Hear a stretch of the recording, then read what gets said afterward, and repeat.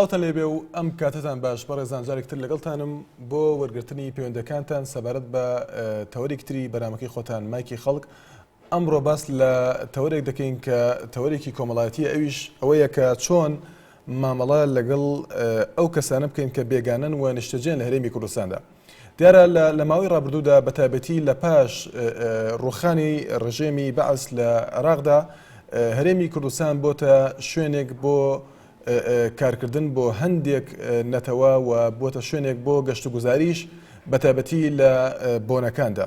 لە ئێستادا ئەو کەسانەی کە سەردانی هەرێمی کوردستان دەکەن هەندێک مەبەستیان وەک ئاماژەمان پێدا، هەندێکیان بۆ کارکردن دێن هەرێمی کوردستان، هەندێکیان بۆ گەشت و گوزاری و هەندێکی تر بۆ کاری تر کە ڕەنگە کاری ڕۆشنبیری بێیان کاری ڕۆژنامەنووسی بێیان هەر کارێکی تری ڕێکخراوەیی و ئەو کارانەی تر. ئەوانەی کە بە مەبەستی کارکردن دێنە هەرێمی کوردستان بەشێکی زۆریان کارگوزارن لە کۆمپانیەکانی پاکردنەوەی شەقامەکان یاخود ماڵان یان هەندێک کاری تر کە دەکرێت بەو شێوە باسیکەین.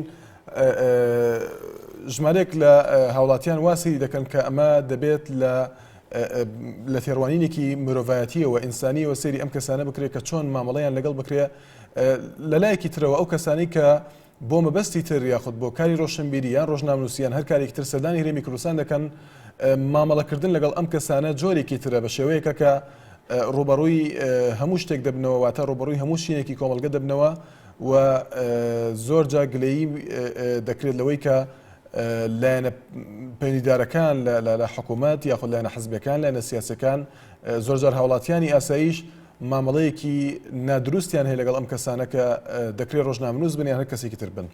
ئەوەی کە باس دەکرێت لە ئێستادا ئەو کەسانن کە بێگانە لە هەرێمی کوردستاندا ئەم کەسانە چۆن مامەڵەیان لەگەڵ بکرێت لەلایەن هاوڵاتیانەوە لەلایەن ئەوە دەتوان باس لەوەشکەن کە لایەنە پەیوەندیدارەکان ڕێکخراوەکان حکوومەت چۆن مامەڵە لەگەڵ ئەم کەسانە بکە لە کاتێکدا کە زۆر جار کێشە ڕوویداوە لەوەی کە هەندێک کە سەردانی ئێرەی کردووە ڕەنگە لە شوێنی کارکردنی ئەو کەسە بێت یاخود لە شوێنێکی تر بێ یاخود لە کاتی مامەڵەکردنی بێ لەگەڵ هەر کەسێکە. دیارە ئەم تەورە هەندێک لایەنی تری هەیە دەکرێت دواتر ئاماژەی پێ بدەین بەوەی ئێستا پەیوەندەکانتان وەربگرین. جیا لە پەیوەندەکانتان دەتوانن لە سەرۆری کۆمەڵایەتی فیسبوک بۆ ناونیشانی facebook.com/narya.tv ڕاوتی نووسەرنجەکانی خۆتان بنێرن. بەڵێ یەکەم پەیوەندیمان باوکی ڕێبین لە ڕانیەوە. سڵاو لێبێ باوکی ڕێبین فەرموو. سڵاو لە هەموو کارمەندانی عێراقی. زۆر سپاس دەکەین باوکی ڕێبین. کاکشانان کاتە باش. زۆر سپاس دەکەین هەموو کاتێکت باش باوکی ڕێبین. بەڕێزی زۆر مەمنون. بەڕاستی تەوەرەکانتان زۆر جوانە. ئەمێ بەڕاستی لەو تەوەرانەی کە بتوانی هەموو شتێک باس بکەی من تەنها باوەڕکە دوو مانگ دەبێت پەیوەندەکەم بۆ وەرناگیری. ئەگەر ڕێگەم پێ بدەیت چەند بیرۆڤایەکی جیاوازمان هەیە ئەگەر ڕێگەمان پێ بدەیت. زۆر باشە بە کورتی باوکی ڕێبین و ئەگەر بکرێت تۆزێک یاخود هەندێک لە قسەکان تایبەت بن بە تەوەرەکە بۆ ئەوەی بتوانین پەیوەندی تریش قسە لەسەر تەوەرەکە بکەن. والله لەوانێت تایبەت بە تەوەرەکەتان لێ بەڵام لەو دەرکانەی ئەو تەوەرە باسان کردە بە کورتی پەیوەندەکەم بۆ وەرنەگیرەوە داوای لەبەردا. فەرموو بۆراوی فەرموو. یەکەم شت کە ئەو بەڕاستی ئەو کەسانەی کە نزیک بوو لە پارتی گرێکارانی کوردستان کە شەهیدکان لە پاریس بەڕاستی کردەوەکی تیرۆریستانە بوو. بەڵام ئەوەی جێگای نیگەرانی بوو جیاوازێکی زۆر هەبوو لە باشووردا. چەند کەناڵێکی دیاریکرا هەموو کەس ئەزانێت ڕاستەوخۆ پەخشەکان لە گواستەوە بۆ بینەرانی هەموو هەر چوار پارچەی کوردستان. بەڵام چەند کەناڵێکی تر نەیان گواستەوە. جێگای گومان بوو کە دەستی تورکیا تێدا بەڕاستی بەتەواوەتی. ئەنجا شتێکی تریش بەڕاستی ئێمە لەوەدا جیاوازێکی تر ئەبینین. مانزەلان کە لە ئەو کاتە لە ئەڵمانیا بوو کە هاتەوە بۆ کوردستان چەند بەرپرسێک کە مەسلحەتیان تێدا نەبوو سەردانیان نەکرد. بەڵام ئێستا کە خۆتان ئەزان من نامێنا هیچ کەسێک بدەم بەڵام کە مەسلحەتی ئەوانی تایە سەردانی چەند شوێنەکەکەن. زۆر باشە باوکی ڕێبین لەبەر کاتەکە زۆر سپاس دەکەین. ئێناڕتی توانێتی جێگای خۆی دەنا و هەموو دڵی بینێران کاتەوە. زۆر سپاس دەکەین. سپاس بۆ باوکی ڕێبین لە ڕانیەوە. نەرمین لە سلێمانی فەرموو نەرمین خان. زۆر سپاس دەکەین نەرمین خان. بەڵێ بەڕاستی سەرەکە گرنگە و جێی بایەخە و جێی دەستخۆشیشە. من حەز دەکەم ئاماژە بە دوو خاڵی گرنگ بەم لێرایە. خاڵی یەکەمیان ئەوەیە وەکو جەنابەت ئاماژەت پێدا ئێمە ئەوانەی کە بۆ کارمەند و کارگوزاریین بەداخەوە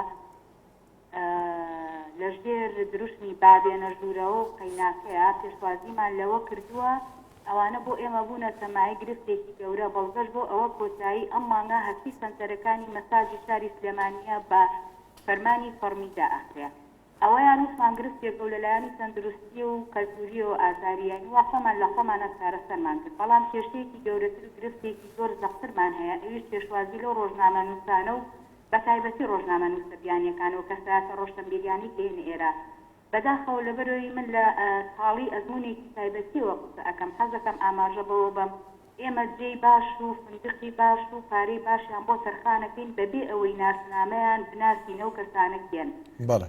ئەم کەسایەتی ڕۆژنامە نووسە و ڕۆژتەمبیرانە بەداخەوە ئەیڵێن کەسایەتی وانیا هەڵەکەوێت کە سەر بەلایەنێک یاخود دەستگایەکی گیانی دەرەوەیە کێتەوە زۆر بە ئاسانی کۆمەڵێ بەڵگە و زانیاری هەڵە لەسەر وڵاتەکەی تۆ ڕاستەکەم و کوڕیوەیە بەڵام هەڵە بۆ بڵاوە کاتەوە. ئەبێ ئێمە چاومان لەسەر ئەو کەسایەتیانە بێ بەڕاستی من ناڵێم ئازاریان بین نەخێر ئازادیان بۆ فراهەم بکەین بەڵام چاودێریشیان بکەین. من حەز دەکەم لێرەیە کۆتایی قسەکانم بە شتێک بێنم کاکشوان. کەسایەتێکی ڕۆژنامە نووسی ئەمریکی زۆر باڵا دەست لە وڵاتی خۆیان هاتە ئەم وڵاتە لەگەڵ کەسێکی مناڵکارە کە هاوڕێ و دۆستی خۆم بوو نامەوێ ئاماژە بە ناوی بەم زۆر باشە خۆی ئەزانێ لەگەڵ ئەو کەسەیە سەردانی هەموو ناوەندی ڕاگەاندنی حیزبەکانی دەسەڵات و ئۆپۆزیسیۆنی کرد. لە دواییان لە مەساڵ کە خواحافیزی لێ ئەکا و زۆر تەکریمیان کرد وە خوانی کورتی بەداخەوە هەموو شتێکیان نایە یعنی زۆر تەکریمیان کرد. لە دوایی لە مەساڕە ئەو کەسە ئەو هاوڕێی من ئەو ناسیاوە خزمەی من وتی خواحافیزیم لە ڕۆژنامە نووسە کوردە ئەمریکیەکە کرد وتم چیمان لەسەرە نووسی وتی هیچ وتم بۆ وتی ئێوە نە دەسەڵاتان نە ئۆپۆزیسیۆنتان ئۆپۆزیسیۆنە. یەکێ لە ڕۆژنامە کوردیەکانی ئەم شارەی من ویستی بە پارە لەو وەرگێڕا ئەو حادیسەیە بکڕێتەوە ئاماژەی پێبا ئەو ڕازی نەبوو. من لە تۆ پرسمەک و ڕاگەیاندکارێک ئەوە مایەی داخ و خەفەت نییە بۆ ئەم وڵاتە وامان لێ ناکا ئێمە چاوکراوەتر بین لەگەڵ ئەو کەسان. زۆر باشە نەرمی خان بەڵێ سپاس دەکەین سپاس بۆ پەیوەندیەکەت بەڕێزان. پاش چەند پەیوەندیەک ئێمە باس لە چەند لایەنێکی تری ئەم تەوەرە دەکەین کە دواتر ئاماژەی پێدەدەین. حاجی لە سلێمانیەوە فەرموو کاک حاجی. زۆر سپاس دەکەین کاک حاجی. کاکشوان پرسیارێکم لێدەیە سەبار بەم تەوەرەیە چەند کاتێکام لەوەریگرم پەیوەندیەکە وەرناگرم بەڕێوەی سەرۆک بەرزانی سەردانی جیرەچیای دوومەڵان و ناوچەی پردیە و لەیلانی کرد وعدی بە پێشڕەکاندا دوای سەریسا و یەشی ملیۆنێکیان بە هەدیە بەرێ وەکو هەدی سەرۆکی حکوومەتی هەرێم و سەرۆکایەتی کوردستان. ئایا ئەو هەدیە سموو هێزەکانی پێشڕەگەی شەدی نیشتیمانی کوردستانەکایە بەس بۆ ناوچانی خۆیانە. زۆر سپاس دەکەم. زۆر سپاس دەکەین. سپاس کاک حاجی بۆ پەیوەندیەکەت بەڕێزان. هیوادارین زیاتر تەوەرەکە تایبەت بێ بە تەوەرەکە بۆ ئەوەی کات نەگری لەو کەسانی کە هیوا دەخوازن لەسەر تەوەرەکە قسە بکەن. بەڵێ کاوە لە کەلارەوە فەرموو کاکەوە. ئەم کاتە باش. زۆر سپاس کاکەوە فەرموو. وەڵای من گلەیم لە کەیاڵەکەدانەیە. ئاساییە کاکەوە فەرموو گلەیەکەت چییە؟ من لەو ساعەتە سام کەناڵداندانەوە من جەرەستان دۆکەم جەرەس لێدا هەڵی نادێ جواب نادنێ ئەم دایەخەنێ ئەوانە برن دایەخەنێ ئەوە ئێستا جەرەسم کەناڵدان کردووە. کاکەوە زۆر جار باسمان لەمە کردووە ئێمە داوای لێبوردن نەکەین. دیارە ئەوە بەهۆی ئەو شارە زۆرەیە کە لەسەر هێڵەکانی هێڵی تەلەفۆنەکان هەیە تایبەت بە بەرنامەکەەوە زۆر جار ئەمە وای لێ هاتووە کە پەیوەندیەکان وەڵام نەدرێنەوە. بەڵام ئەو کەسانی کە پەیوەندیەکانیان ڕۆژانە وەردەگیرێت کە خۆیان خۆشیان باسییان کردو لە بەرنامەکەدا کە دوای هەوڵێکی زۆرە بۆیە دەتوانێت کە پەیوەندیەکانیان بۆ بگیرێ. داوای لێبوردن نەکەین ئەگە بتوانی لەسەر تەوەرەکە قسەیەکت هەبێ. وەڵای من بۆ ئەلۆ بەڵێ کاکەوە گوێمان لێتە فەرموو. کاکەوە ئەلۆ گوێمان لە دەنگتە کاکەوە گوێت لێمانە؟ بەڕۆداوەڕێ پارەی زۆر پێم ناخۆش بوو بۆ ئەو چێگری لە بەڕاستی حساوکە برایدی خۆمە لەو ڕۆداوە بووە زۆر پێم ناخۆش بوو. بەڵێ زۆر سپاسەکە. سپاس کورد لە هەموو شوێنێت هەموو کەسێ قالی لە کوردە. بەڵێ بەڵێ زۆر سپاس بۆ پەیوەندیەکەت هێمن لە ڕانیەوە فەرموو کاگێ من. کاتت باش کاشوان زۆر سپاس دەکەین کاک هێمن. کاشوان لە زەحمەت تۆری بەرنامەکە لەسەر تێگرا کاک هێمن تەوەرەکە تایبەتە بەو کەسانەی کە بێگانن یاخود بیانین نیشتەجێ لە هەرێمی کوردستاندا چۆن مامەڵەیان لەگەڵدا بکرێت لەلایەن هاوڵاتیان لایەنە پەیوەندیدارەکان حکوومەت ڕێکخراوەکان بەڵێ بەڵێ ئەلبەتە بەداخەوە پەیوەندیەکەی پچرا لەسەر تۆری کۆمەڵایەتی فەیسبوک ڕەوەز شیروان نووسەتی پێویستە وەک خۆیان مامەڵەیان لەگەڵ بکەین نەوەک ئەوان بە خاوەن ماڵ بزانین و خۆمان بێگانە بارزانتانیان نووسەتی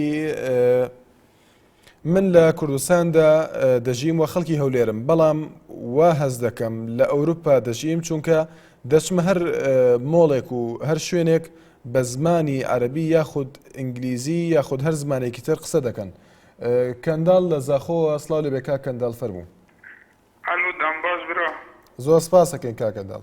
دەم باشترم بکە. کەنداڵە نە کانداڵە. کەنداڵ بەڵێ ببوورە فەرموو.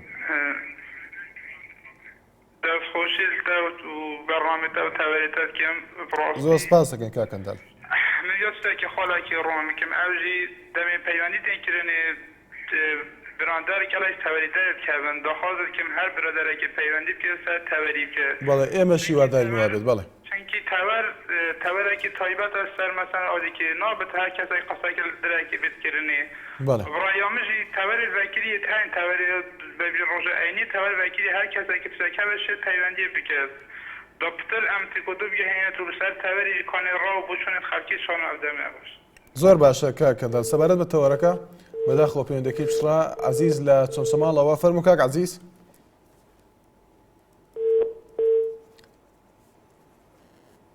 کاک عەزیز لە چۆنسەماڵە دێرە پەیوەندەکەی ئەویش پچڕا لەسەر تۆری کۆمەڵایەتی فەیسبوک دڵشاد مافپەروەر نووسەتی پێویستە وەک مرۆڤ مامەڵەیان لەگەڵ بکەین هەروەها ئاکام سلێمانی دەڵێت بەڕای من هەموو کەس لە ئاست خۆیدا خاوەنی چەند بەرپرسایەتیەکە بەپێی توانای خۆی لە هەر کاتێکدا بێت بە تایبەتی بەرامبەر ئەو کەسانەی کە لە ناو وڵاتەکەمان ئاوەرن و پێویستیان بە یارمەتی ئێمەیە چونکە هەمان ڕوودا و بەسەر وڵات و گەلەکەماندا هاتووە. جەلال لە هەولێرەوە فەرموو کاک جەلال. کاتت باشی کاکە. زۆر سپاس دەکەین کاک جەلال. کاکەجان زۆر سپاس ڕاستەکەی من ئەگەر داوای لێبوورنەکە من نامەوێت بەپێی وەخت بکەم. زۆر بە کورتی ئەگەر وایە کاک جەلال لەبەر کاتی بەرنامەکە و لەبەر بەشداربوانی تر بەڵێ. بەڵێ کاکەجان ئێمە زۆر سپاسی جەناب خەڵکین زۆر سپاسی کەناڵی NRT شەکەین بەس کاکەجان ئێوە خێرێک لە پێشمەرگە بخۆ پێشمەرگەی ئاواز. بەڵێ. وازانیت پێشمەرگە بیانی نییە پێشمەرگەم کوردستان بیانی خراپتر لە بەنگلادێشی بڵێم. بەڵێ کاک جەلال سپاس دەکەین. بەڵێ سپاس بۆ پەیوەندەکەت زۆر سپاس دەکەین زۆر سپاس بۆ پەیوەندەکەت سەرتیب لە چۆنسەماڵەوە فەرموو کاک سەرتیب. یاوارت باش برای شیرینم. زۆر سپاس دەکەم کاک سەرتیب. برای بەرێزم دەربارەی ڕێزکردن لەو بیانیانەی کە لە هەرێمی کوردستانیان هەموو ئەکسیستانێک هەموو مرێڤێک شایانی ڕێز و تەقدیرە بەپێی یاسای ئەو یاسایانەی کە دانراوە بۆ ڕێزکردن لە مادی برۆم لە هەر کوێیەک بن لە هەر بنووسێکی ئەرزی ئەم دنیاە. بەڵام ئێمە ئەگەر ڕێزمان لەو بیانیانە گرن لە نیشتیمانەکەمان لە هەرێمەکەمان بە مەعنا ڕووی گەشی گەل و نیشتیمانەکەمان پێشان بە دنیای دەرەوە ئەدەین کە ئێمە کۆمەلگایەکی میلەتێکین خاوەن ڕێزین خاوەن تەقدیرین. بەڵام بەداخەوە تا ئێستا ئەو بیانیانەی کە لە کوردستان و هەرێمی کوردستانان لە 100 تا 60 تا 70 لە ڕێگەی کۆمپانیەکانەوە یان هێنە ناو هەرێمەوە.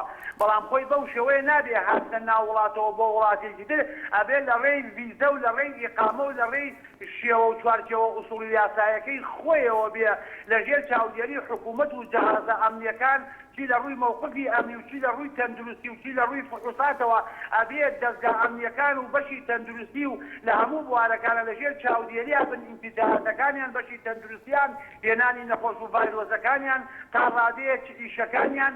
بەڕاستی من تەوەرەکە تەوەرێکی جوانم دەستخۆشی یەکەم من لێرە ئەڵێم پێویستە هەموو کەسێک ڕێزی لێ بگرێ چۆن ئێمە لە سەتاسیمان لە دەرەوەی وڵاتین لە ئەوروپاین هەموو مافەکانمان دابین کراوە چی وەکو کار چی وەکو خزمەتگوزاری ئەوانیش لە وڵاتی ئێمەیە ئەبێت دەسەڵات و حکوومەت و تاکی کۆمەلگای ئێمەش ڕێز لەوانە بگرن بە چاوێکی سوکەوە تەماشایان نەکەن لەبەر ئەوەی ئەبێتە دەواازەیەک ئەبێتە مینبەرێک بۆ میلەتەکەمان زۆر باشە کاک سەرتیب. کە ئێمە خاڵ ڕێز و تەقدیرین ئێمە ڕێز لە مرۆڤ و مرۆڤایەتی ئەبین لە وڵاتەکەی خۆمان ئەو دەستخۆشی یەکەم. زۆر سپاس دەکەین کاک سەرتیب لە چۆنسە ماڵەوە. بەڵێ شیرین لە زاخۆوە فەرموو شیرین خان. دەستخۆش بوو تەوارێ هەوا. زۆر سپاس دەکەم شیرین خان. هاتنا کرێکۆرە یانژێک ڕێژەیەک هەندە زۆر بۆ هەرێمی کوردستانی گەلە تەسیرۆ خەڵکی ناوخۆگرە.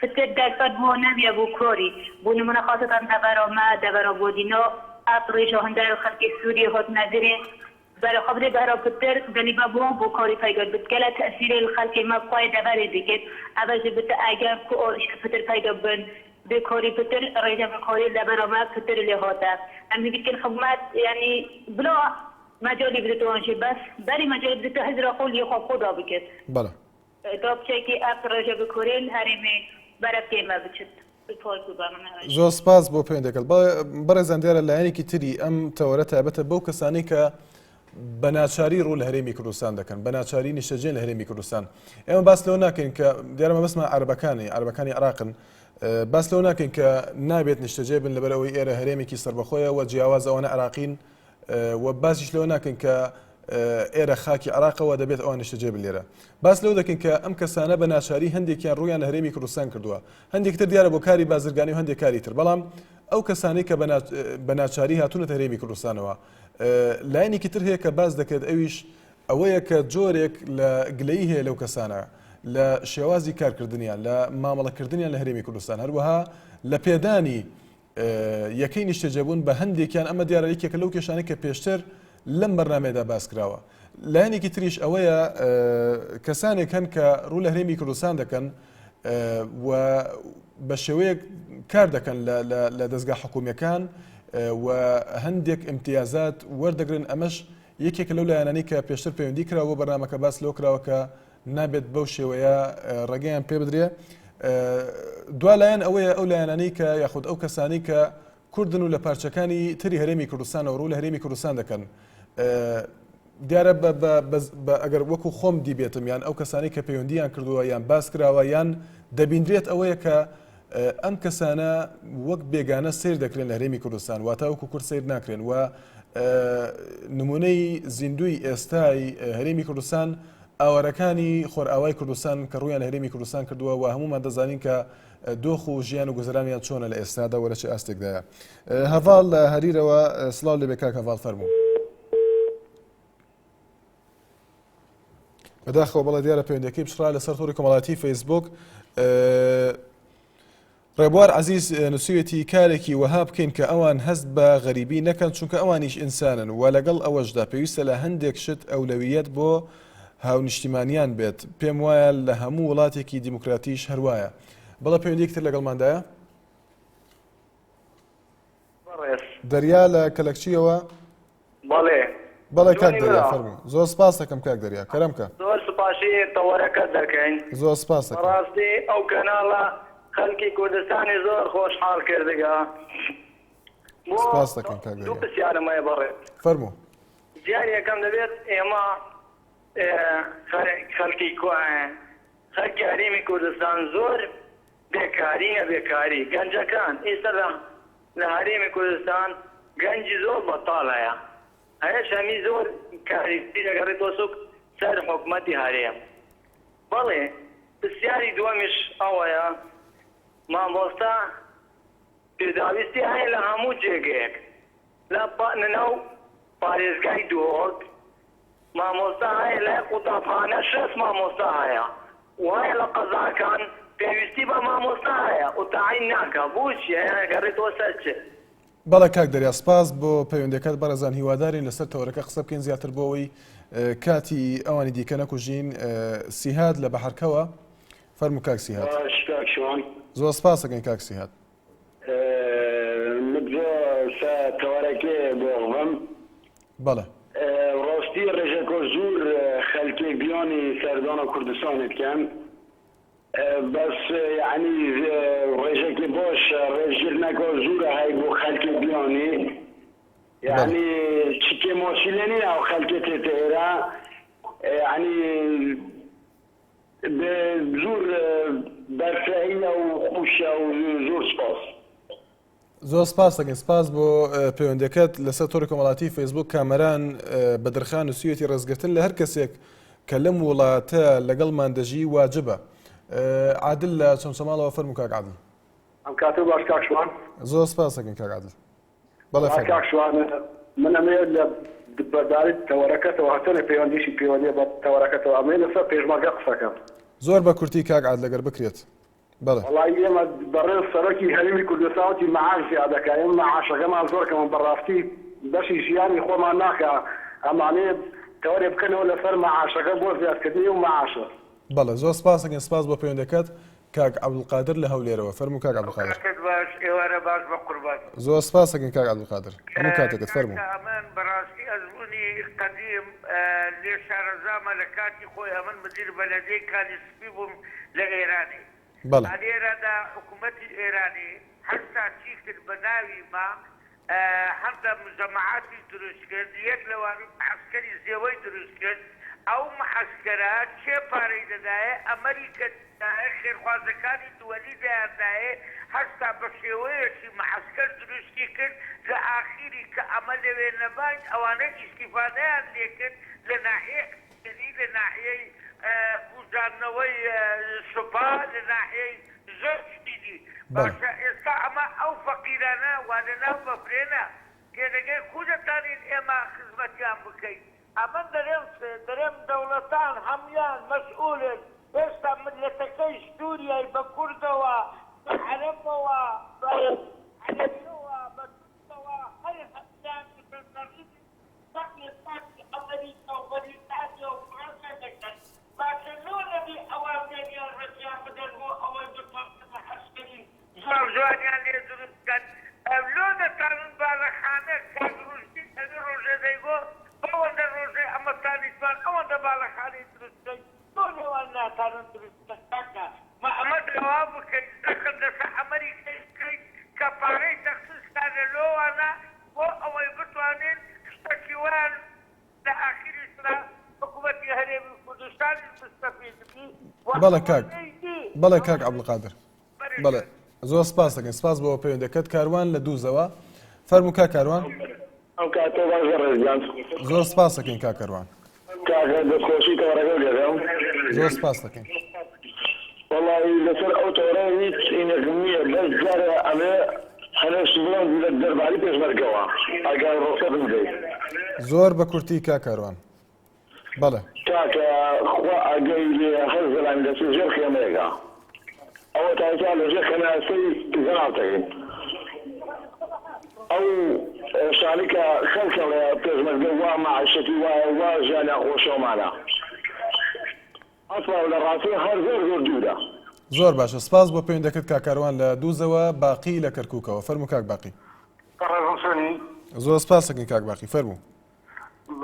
بەنسبەت تەوەرەکەتانەوە بەڵێ حەق وایە ئێمە ڕێز لەو ئاوارانە بگرین کە هاتنە بۆ هەرێمی کوردستان بەرەوەی کاتی خۆی ئێمە کە ئاوارە بووین بەرەو ئێران ڕۆیشتین هەر دەبێ حەق وایە ئەوەمان بگرێتەوە کە چونە ئێران چیمان بەسەر هات حەق وایە لەبەر ئەوە نییە زۆر ڕێزیان لێ بگرین زۆر تەقدیریان بگرین هەتا بۆشمان بکرێ هاوکاریشان بکەین زۆر سپاسیشانەکەم و زۆر سپاسی تەوەرەکەشانەکەم. زۆر سپاس بۆ تۆ سپاس بۆ پەیوەندەکەت محەممەد عوسمان دەڵێت من دەڵێم هەموو کەسێک وەک یەک مرۆڤە لە هەر شوێنێک بێت دەبێت ڕێزی لێ بگیرێت باوکی عەلی لە هەولێرەوە فەرموو باوکی عەلی. کاکە مەرحەبا لێبی کاکە. مەرحەبا باوکی عەلی زۆر سپاس دەکەین فەرموو. کاکە باشین. زۆر سپاس دەکەم. بەڵێ فەرموو. کاکە بەنسبەت تەوەرەکەتان. بەڵێ.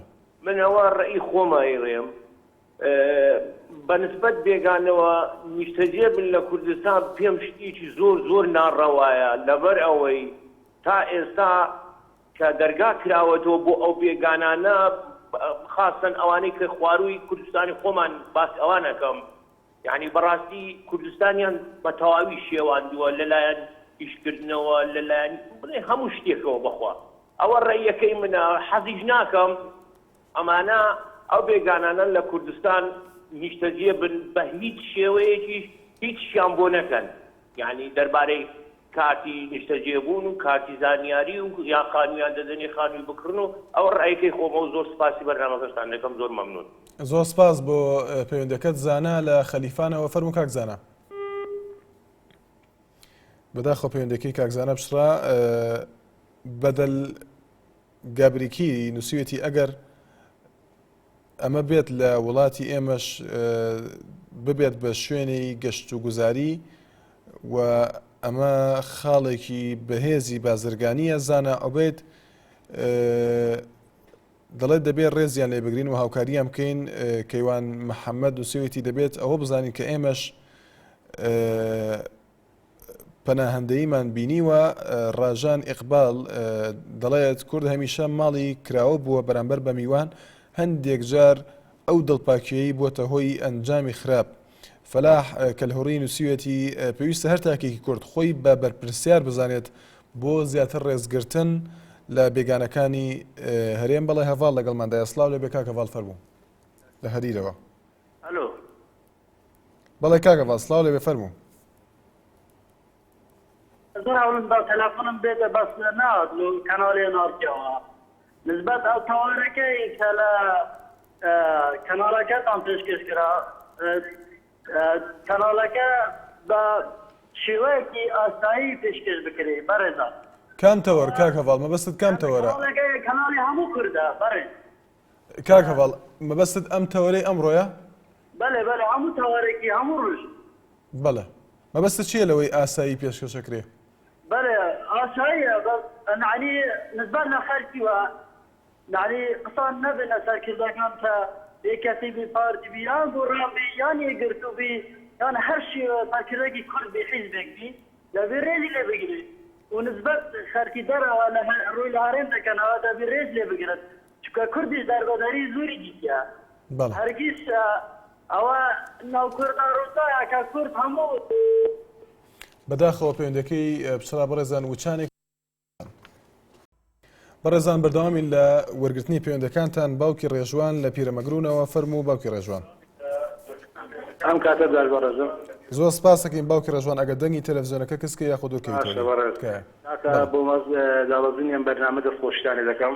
زۆر سپاس بۆ تۆش. بەڕاستی کاریشی زۆر زۆر باشە بەڕای من ئەمەی کە ئێمەش بەسەرمان هات خۆی حەقا ئێمە پێشەوەی کە ئەم شتا لێک بدەینەوە نەهامەتی خۆشمان لە بیر بێتەوە کە لە نەوەتوێک بەسەر ئێمە داهات چیمان بەسەر هات. بەڵام ئەوەی باشە پێویستە ڕێزان لێ بژێ ئەم سەرکردانێکەوە هاوکاریان دەکەن جێگای دەستخۆشیە چونکە ئەوانە بە کوردیەکەی هەموو لە ماڵ و ماڵی خۆیاندا هاتونە لە شوێنی خۆشەوە ئێستا هاتونە ناو خێمەکانەوە یعنی بۆ خۆشی نهاتونە ئەو شوێنانە لە هەرێمی کوردستان و لە تورکیادا.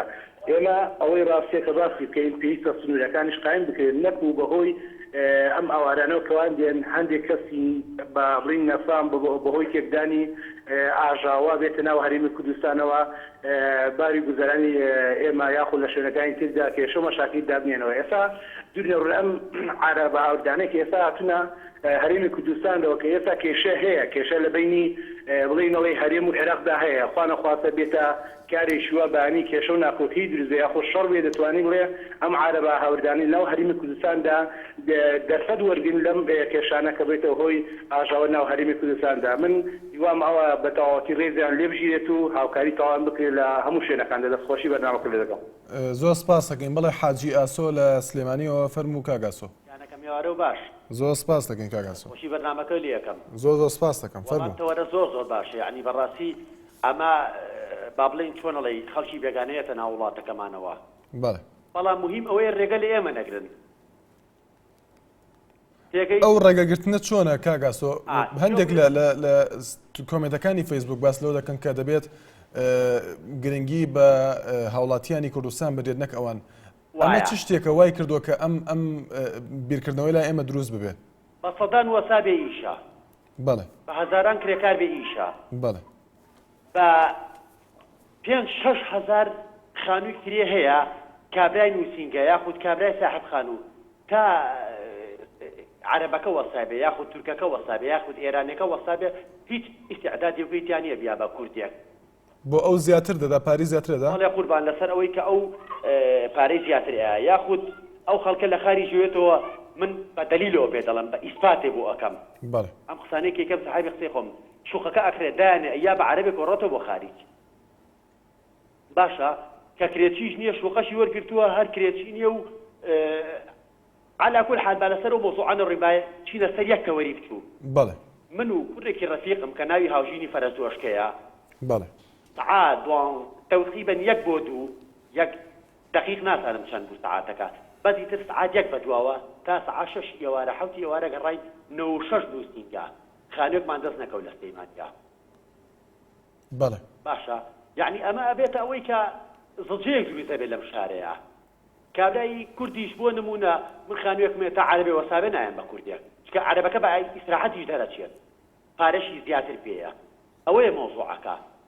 هیوادارم حکومەت بیرێ لەمە بکاتەوە کاکە خەڵکی وا هەیە ئێستا مەسەلا مەناسن لە ساڵی 1970 کرێچیە ئاخر بۆ تا ئێستا کرێچی بێت وایە دەستخۆشی بەرنامەکەی لێکەم زۆر سپاس دەکەین کاک حاجی سپاس بۆ پەیوەندەکەت کانەبی لە هەولێرەوە فەرموو کاکانەبی باش وراجان زۆر سپاس دەکەین کاکانەبی فەرموو باش بەڕێز دەسۆشتال لێکنەوە بەرنامە جوانەی زۆر سپاس دەکەین کاکە بەنسەرەوەی ئەوان بەنسەر و ئاوارەندن ئاوارەی خوار و ئەمە ئاوارەوەمان دیتەوە لە ساری چلەکانەوە هەتا ئافتال سارۆ تا دەگاتە نوهەوتویەکیش ئەمە کە چون ئاوارە بوون لەوانە من دوو ئاوارم بەبیێت ئافتال و لە نۆتویەکە ئەواندا ئەمان دەبێتە ناو ماری خۆیان خزمەتیمان دەکەن کەس نەیگۆمە بەکرێتنی هەموو خزمەت بە پارێ ئەم سارەی خۆمە بوو خانیشیان دانێ نادێ سارێ خۆشمان دەبین ئەوان ئەو خەڵکە ئەمان دەجێڕە مەساریفیان دەکردی هەموو شتێکیان بۆ من دەکرد ئێستا ئەوانە هەر کوردن هەر یەک پارچە بە کوردستان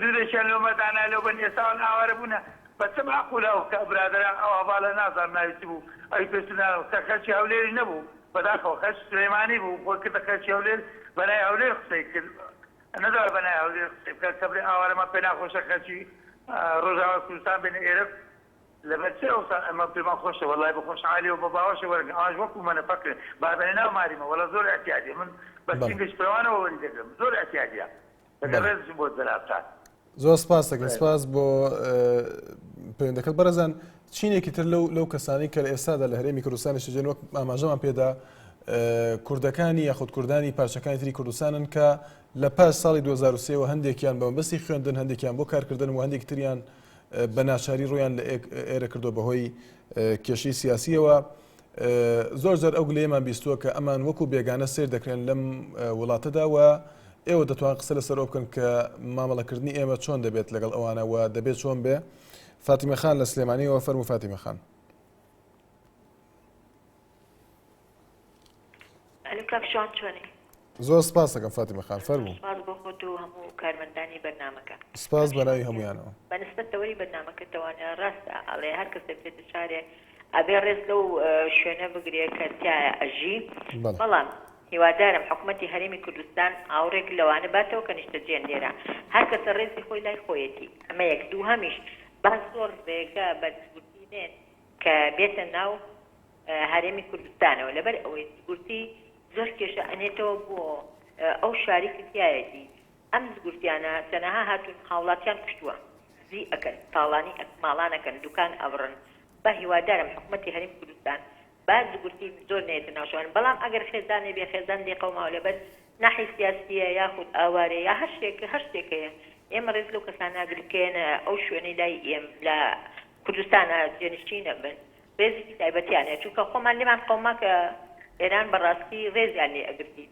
یارمەتیانیان بە هەموو شێوەیە هیوادارم هەر کەسێک هێت ئێرە ڕێزی خۆی لای خۆی بێ هەموو کەسێ ڕێزی ئەو کەسانە ئەگرێتە ڕێز و سپاسی بۆ تۆش و هەموو کارمەندانە سپاس دەکەین سپاس بۆ پەیوەندەکەت شاوان لە سلێمانیەوە سڵاو لێ بفەرموو سڵاو لە خۆشتان دەستخۆشی بەرنامەکە لێکان زۆر سپاس دەکەین شاوان بەنسبەتەوەرەکەی ئەمڕۆوە من هاوکارم لە حکوومەتی هەرێم کە یارمەتی و ئاوارانە بە وەلو هاوڵاتیانیش بەڕاستی یارمەتیانەوە لێرە و لەوێ لە کەناڵەکان ئەبیستین کە شوێنەکان یارمەتیان ناوەن هیوادارن و یارمەتیانە زۆرتر بێت و داوەش لێکان ئەگەر لەسەر دواکەوتنی نوچە بەرنامەیەکیش بکەی زۆر باشە دەستخۆشی بۆ ئێوە کاتێکی خۆش زۆر سپاس دەکەین سپاس بۆ پەیوەندەکەت نەسرین لە سلێمانیەوە فەرموو نەسرین خان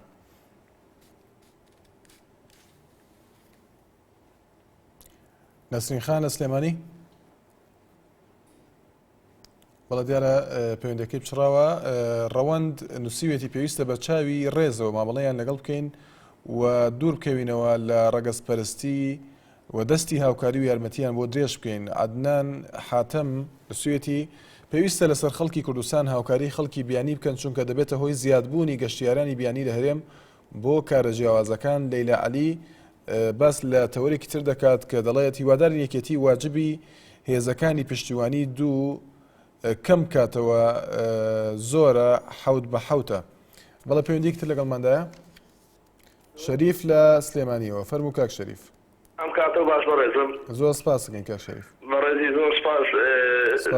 وەڵام من یەک پێشنیارم هەیە لە بەڕێستان لەبارەی ئەم تەوەرەوە قسە ناکەم لەبارەی پێشمەرگەوە قساکەم ئەگەر یارمەتیم بێ. زۆر بە کورتی ئەگەر بکرێ کاک شەریف بۆی من خۆ پێشمەرگەم لە فەرماندەی دەوامەکەم.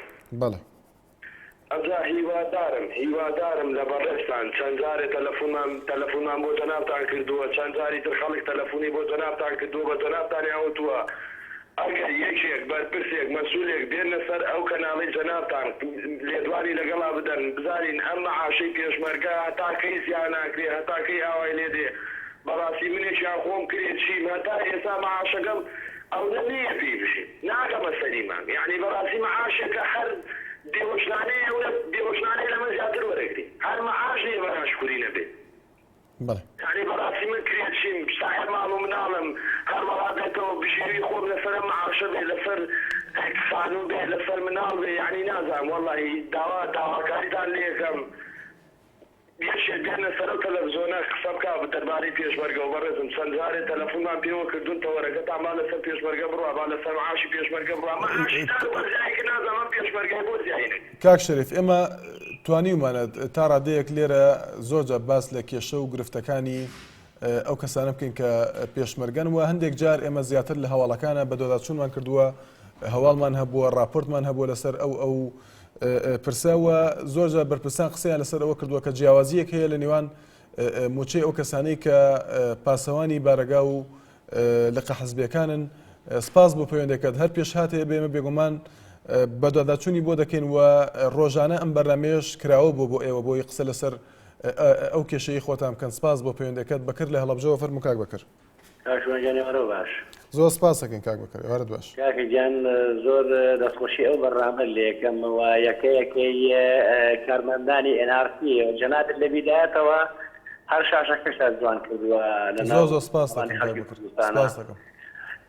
من دوو پێشنیارم هەیە. پێشنیارێکیان بە کورتیدا زۆر ئین نەکرد کاکوانجیان. یەکەمیان ئەوەیە ئێمە خەڵکی خۆمان بەڕاستی خەڵکی خۆمان تێر بووە ئیش ناکات ئەگەر خەڵکی خۆمان وەکو جاران فەقیر وایە هەڵبەتە ئیشێک کرد و کارێک کرد ژیانی خۆش و توی ژیانی خۆشی لەبەرەوەی کە ئێستا خەڵکی خۆمان بەو شێوازە فەقیر نییە لەبەرەوەی کە خەڵک گێنن لە وڵاتانەوە لە شوێنانی ترەوە ئەمە یعنی ئەگەرەوە بۆ ناو کۆمەلگای خۆمان بۆ ناو خەڵکانەی خۆمان کە بەڕاستی تێرین بەڕاستی ماڵ نییە دوو سیارە سێ سیارەی نەبێ ئەوە یەک لەمەیە ئەوە پرسیارێکە. پرسیاری دووەمیش من بەڕاستی یەک تێبینیم هەیە لەسەر جەنابتان وەرگلەیەکی پشکۆلێشم هەیە ئەلەرەکانە لە لای شێخ ئەحمەدی هیندی لە 91ەوە کۆمەڵێک تاقیکار و پێشمەرگە و شۆڕش و خەڵکی بەدبەختی تیا بوو کۆمەڵی خەڵک بوون لەوەکانە بانزینیانە فرۆش لە سەردەمی 91ەوە تا باسی کەس دەکەین بەکیان فرۆشە لە حیزبەکانە.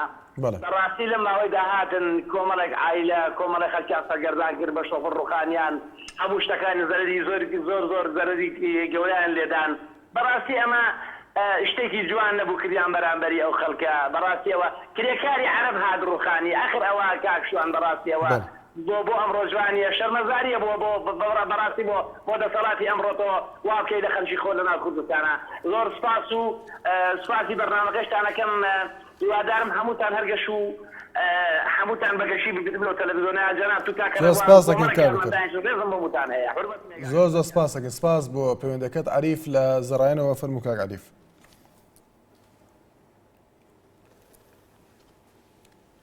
کاک عەریف ئەگەر گوێت لە دەنگمانە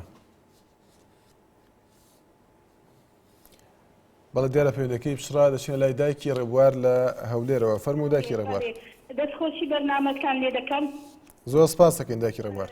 خۆزماندی بوونی لە کاکشوان دەکەم کاکشوانە زیێت نەبێ ئەوە داکەم تەقاعدی قادسیەیە ئەوە 2 ساڵە معاشەکەیان لێ بڕیا بەخۆشی نووسەی بابم وەردەگری 200,000 کرێش ئەوە کرێچیشە. بەڵێ بەڵە سپاس بۆ داکی ڕێبوار لە هەولێرەوە لە سەتۆری کۆمەڵاتی فەیسبوک. هاوکار گازەلانی نووسیوێتی دەبێت زۆر ڕێزیان لێ بگرێت چونکە ئەوان دێن خزمەتی وڵاتەکەمان دەکەن. محەممەد سەلام دەڵێ دەبێت مافی ئیشوکاریان هەبێت وە جیاوازیان نەکرێت لەگەڵ خەڵکی شاردا دەبێت پاسپۆرت و ناسنامەیان بپارێزرێت ئەوانیش وەک ئێمە مرۆڤن. بەڵە پەیوەندیەکتر لەگەڵماندایە ڕێبوار لە قەسرۆکەوە فەرموو کاک ڕێبوار. بەڵێ بەڕێز باشی زۆر سپاس دەکەم کاک ڕێبوار. بەڵێ منسبەت کاوەڕەکەتان بالنسبة تاوانەکە کە لە خەڵکی دیانی تەناو کوردستان ڕۆی هەرێمی کوردستان دەکات دەبێت ڕێز لێ بگرێت. هەموو کەسێک دەبێت ڕێز لێ بگرێت خاصان لە هەرێمی کوردستان کورد لە هەموو قەومێک باشتر ئەمە ڕێزگرتن لە هەموو لایەک. بەڕێز من جارێکی دیشە لە جاناب بەڵێ فەرموو. من نسبەت تاوانەکە لەسەراوەش نییە بەسە من قسەی لەسەر دەکەم ئەوە حەقی ئاو پێ ئاو پارەکەی ئاو. بەڵێ ئایا ئاو گوناح نییە لەبەر هەیە کرێچیە ئەمن بەخۆ کرێچیمە ماگەرە تقریبا 175,000 باش کرێ دەدەم ئایا 30,000 حەقی ئاو گوناح نییە ئایا ئەمە فەقیری پێشمەرگەینە ئایا دامەشی کە معاشێ من لو کرێت 170,000 30,000 ژیلو ئاوێ 25 حەقی مالی دێ دەفەرما من چ بخۆم تا حەمام منداڵ بم ئەمن چ بکەم ئیشم پێ ناکرێ ئەمن عملیات کرا بەبارێت ئێجا هەزارات وەکو من خەڵکی کوردستان فەقیرە من پێشمەرگەمە دەخوز هەمووچی پێشمەرگەم زۆر کێمە وایە. بەڵێ سپاس دەکەین زۆر سپاس بۆ پەیوەندەکەت باوکی بازوو لە سلێمانیەوە فەرموو باوکی بازوو. کاکە شوانجانم کاتە باش. زۆر زۆر سپاس دەکەین باوکی بازوو هەموو کاتێکت باش. زۆر سپاس کاکە شوانجان باسی چیەکەنیەوە؟ باس لەوە دەکەین کە ئەو کەسانەی کە بێگانەن باوکی بازوو لە هەرێمی کوردستان نشەجێن ئێمە چۆن مامەڵەیان لەگەڵدا بکەین؟ باشە کاکە شوانجان باسی بێگانەیەکەنیەوە ئێمە بێگانە عەرەب کەی بێگانەیە عەرەب دوژمنمان. زۆر باشە باوکی بازوو هەموو کەسێک ئازادە لەوەی کە چۆن سەیری بەرامبەرەکەیەکە بەڵام کەسانێکی تر هەن کە عەرەب نین و بۆ کار و مەبەستی تر ڕوو لە هەرێمی کوردستان دەکەن. قوربانجان ئەوانەی کە ڕویان لە هەرێمی کوردستان کردووە نازانم وازانم دۆز نەهاتووە بۆ کوردستان ئەوەی کە هاتووە هەمووی دوژمنە هەمووی لە کوردستانە خوارد. بەڵێ باسی ئاوارەکانی سووریاکەن ئەوانەی سووریا و کوردانە ئاوارە نین بە ساقۆڵم ئێمە ئاوارە بوون لە ساڵەکانی نەوە تاکە چوینە ئێرانەوە نەمانەوێرە داوای هیچ شتێ بکەین داوای پاروێنان بکەین. باوکی بازوو هەندێکیان بە ناشاری نەهاتوونە هەرێمی کوردستانەوە بەهۆی ئەو جەنگ و کوشتاری کە هەیە لە سووریا.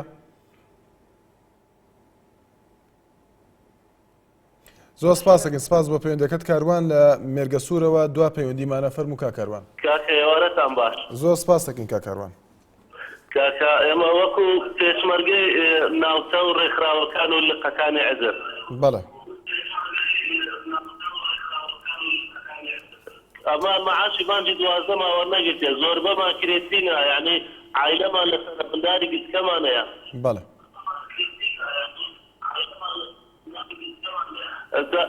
ئەمە هەتا ئێستا کە چاوەڕێ دەکەندرێت ئەو ڕۆناسبێ ئەو ڕۆناسبێ خۆ مەسئولەکانمان دەیان زۆر خۆشە لە بۆ مەش غورفەی دیسکۆکەیان دارەیە لە پێت مقڕی.